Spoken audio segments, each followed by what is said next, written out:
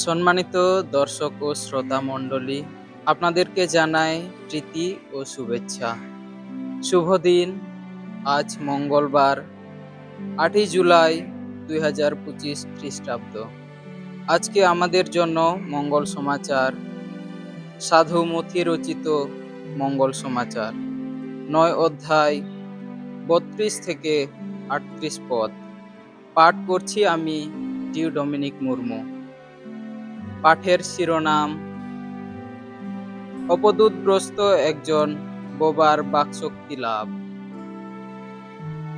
ওই বাড়ি ছেড়ে তারা দুজনে যখন বেরিয়ে আসছিল, সে সময় অপদূতে পাওয়া একজন বোবা মানুষকে যিশুর কাছে আনা হয়েছিল।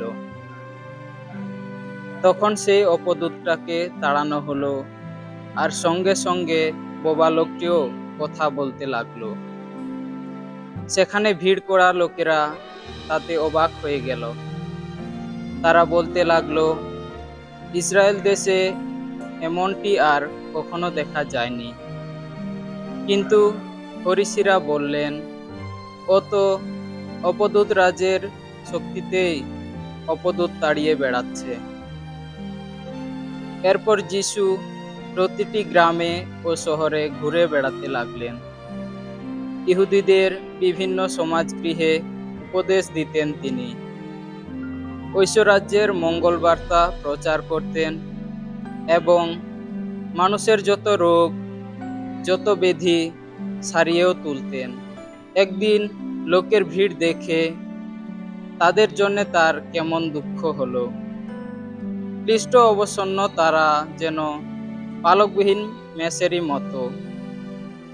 তিনি তখন তার শিষ্যদের বললেন, ফসল তো প্রচুর, কিন্তু কাজ করার লোক অল্পই।